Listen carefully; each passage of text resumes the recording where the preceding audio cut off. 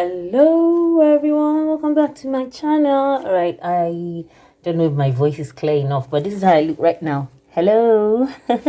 I'm wearing a nose mask, so I'll be talking through the nose mask because wearing nose masks and safety goggles are very important in soap making, to be honest with you, for safety sake. If you've been in my class, you've gone through my notes, soap making classes, I emphasize on safety and the gloves because of the lye. Basically, aside from the lye, the oils are very much safe. All right, I have everything here pre-measured. There was a poll on my community and the winner was the activated charcoal soap. So I'm here to present to you, my honorable members, my skincare enthusiasts, my DIY enthusiast. I'm here to present to you the activated charcoal. So please, if you're new to this channel, don't forget to subscribe to my YouTube channel and say hi in the comment section so that I can greet you properly into this amazing family. All right, I have my water here already. Now, the fact that activated charcoal soap is not only a soap that can detoxify, it's also a soap that can exfoliate. Therefore, as a formulator, you need to be creative. Right, let's just go on and you understand what I'm trying to say by saying creative. Now I've measured my water here, and this is my lye also. There's the caustic soda, sodium hydroxide. Yeah, this is the lye used for making the handmade soaps. Now the reason why I have my nose mask is in order for me not to inhale these fumes from the caustic soda, right? And make sure you're doing it in a well ventilated area. If the mixture was more than this, I would have done it outside my house, like in my veranda. But since it's not that much and my ventilation here is quite good and I'm properly protected, that's the most important thing. So this is it. So I'm just dissolving it gradually, because when you pour the whole of this thing at once, it's going to be on your face. You have to be very careful. So mixing it little by little is the best, because as soon as sodium hydroxide comes in contact with water, it becomes hot, really hot. Don't worry, I'm going to show you what I mean by hot. I'm going to use a thermometer to check the temperature so that you understand the real meaning of caustic soda in water and it's getting hot. Honestly speaking, soap making is an amazing art. Like, I love making soaps, to be honest with you. I love making other things too, cream, soaps, serums, but I love making soap. So I'm just mixing it in more, a little bit. Just stick it in the little. And one very important thing, please don't use rubber. Don't use any rubber material. If you must use, in fact, I just prefer iron, metal. You can see this is a metal spoon. Yeah, because when you use rubber, it's going to melt the rubber, and that's how hot it is. I'm just mixing it in properly, and I'm going to set it aside. We can't make soap with it like this immediately. I'm going to set it aside for the temperature to drop to at least 50 to 40 degrees Celsius before I will now make my soap with it. But meanwhile, I want to show you the definition of lye in water is hot. I don't know if you can see from my camera the steam coming out. Can you see? But meanwhile, I'm here with my thermometer to confirm it. Look what we have here. 87 degrees Celsius, and that's hot. I hope you know that this can actually burn the skin.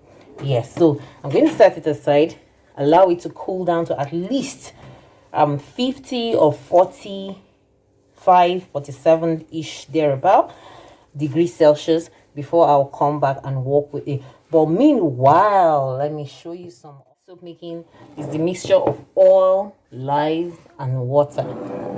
Oil, lye, and water, and then resulting in a chemical reaction called saponification.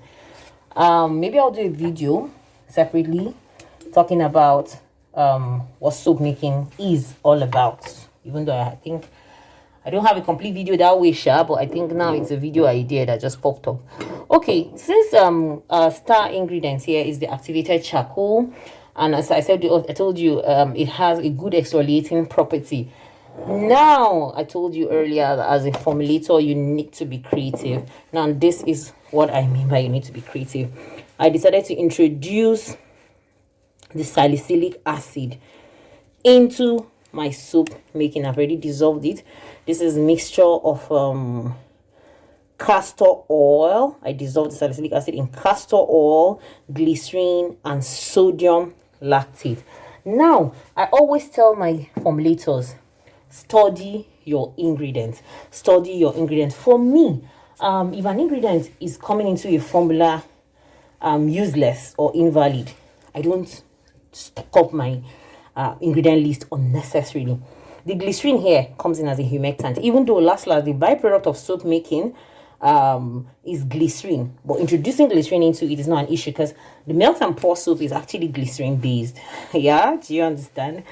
So sodium lactate can also be added in your co-processed soap to make the soap a hard bar of soap, like a lot harder. Do you get?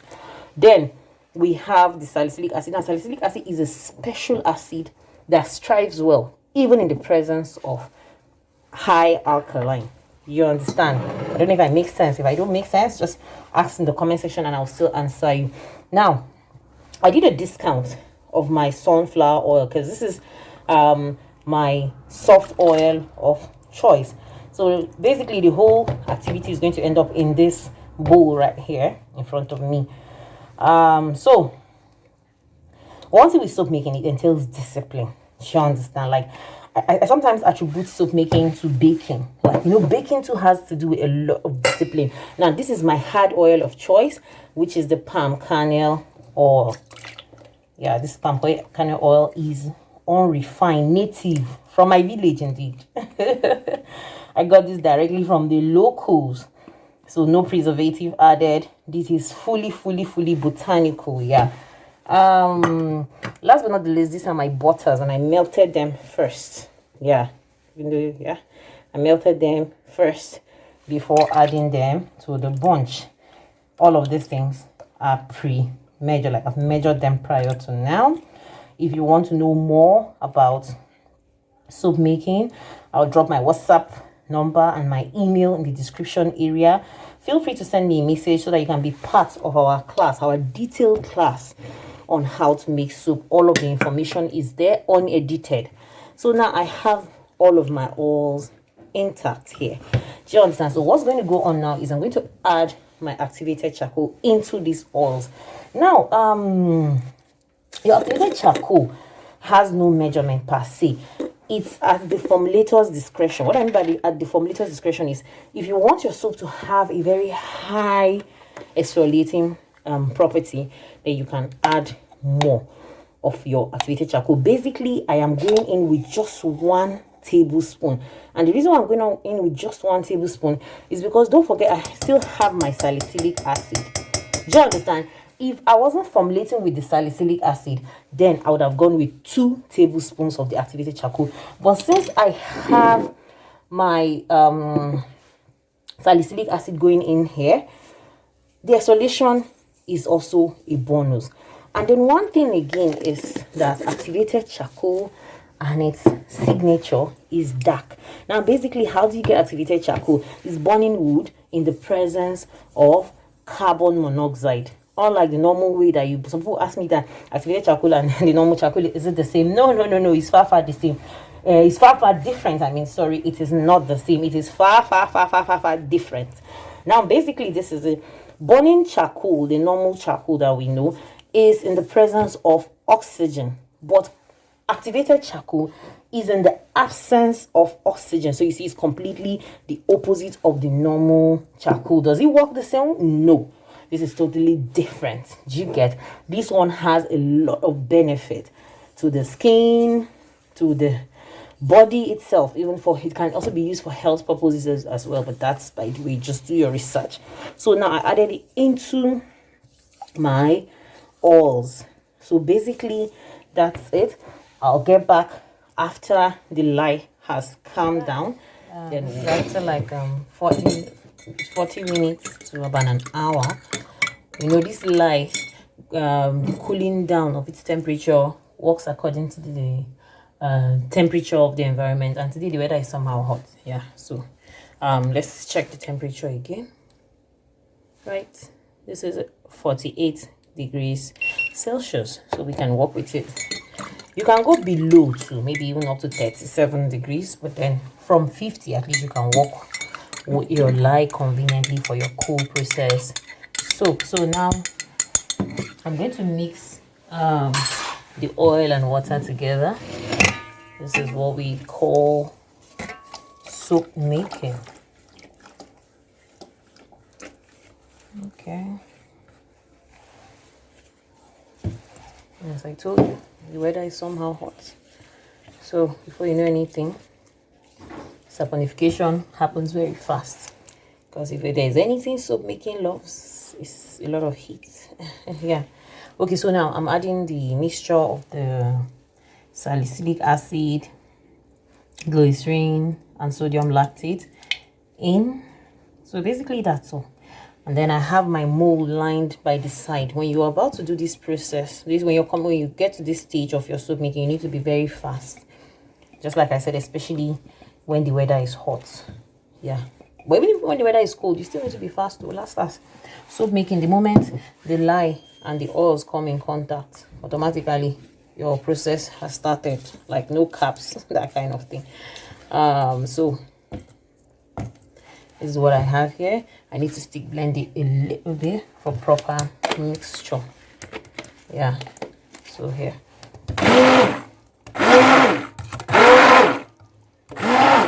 Not too much.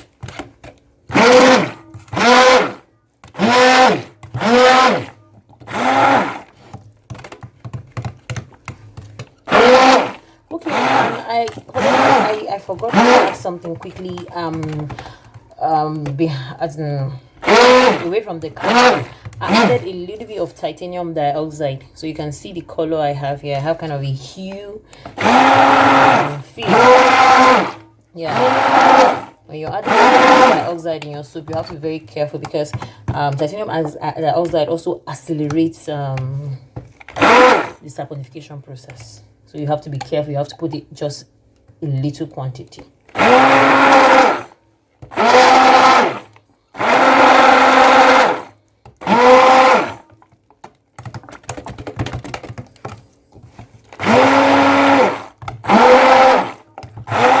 You can see I'm taking breaks. When you're mixing with your hand mixer, you don't have to do it continuously. If not, for into your soup, we're taking very fast. So at this point, I think the mixer is okay. I can conveniently add it into my mold. Yeah, because last you want to be fast so that if there's anything a soap maker fears, is the soap reaching fast trace, especially those that make swirls. Like what I mean by swirls, those that play around with colors. If there's anything they're afraid of, is their soap saponifying reaching a trace very, very fast. There are so many terms to soap making. Yeah, so when some people reach out to me and tell me that they know what PKO is and they know what caustic soda is, I just laugh. Anybody can know it. You understand? Soap making entails a lot of details. So I'm using this mold. I'm using this silicone mold here right now. So I'm going to pour it. So when I pour it, I'm going to leave it for about 18 to 24 hours before I unmold it,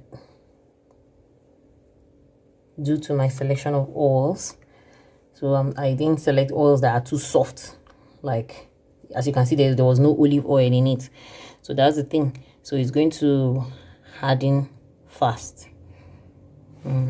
Soaps with olive oil, the reason why they have a longer curing time is because they are soft, so the soaps don't harden up easily, you know. So there's no olive oil here. I prefer to make olive oil soap for babies. That's why I prefer to make olive oil soap. I make it for babies. I still have some little bit here, so let me just add it in this other mold. Now this is going to sit here like this. I'm going to leave it like this for the next 24 hours because my temperature here is good. Do you understand the sense that what I mean by is good? Like, it's a little bit, I would like to use the word is hot. I don't know what it is, the number, the value though, but I know the weather is slightly hot. Yeah, so but if it was cold, I would have maybe looked for you maybe will I say a warmer place to keep it, somewhere that there's not going to be fan or AC touching it. Do you understand? If the weather was sorry, what am I not saying? If the weather was cold. So basically what I'm trying to say is when the weather is cold, saponification of your soap is a little bit slower, but when the weather is hot, it's very fast. Let me just cut the long story short, because you know I'm walking and I'm talking, so sometimes my mind might not be there. So basically that's it. Don't forget to subscribe to my YouTube channel, like my videos, share my videos if you can. When I unmold it in the next 24 hours, now I'm going to show it to 24 hours later. As you can see, I've popped one out already. Yeah, this is the following day. So this is it, properly saponified, popping it out the right time. Yeah, that's it right here. This soap is going to exfoliate. It's going to clean the skin. It's going to be mild cleansing bar, and it has a super fat of about 7, which is very, very okay for the skin, for all skin types. And you know, this soap is even best. I like to give it to teenagers, yes, especially the ones that are battling slight acne. Yeah, this is awesome. Even adult, but what I'm trying to say is that I know this teenage acne can be very disturbing and all that. This is awesome for them, but meanwhile it's still good for everyone. Do you get? So now I'm going to record the date I made this soap, and then 1 month from now it's the due date for it to be able to be used. You understand? When you use this soap immediately, it might irritate the skin, so it's better you keep it to cure for 1 whole month or even 6 weeks. The longer it stays, the better. But at least from a month, from 4 weeks, you can use your soap. So thank you so much, and see you in another video. Bye.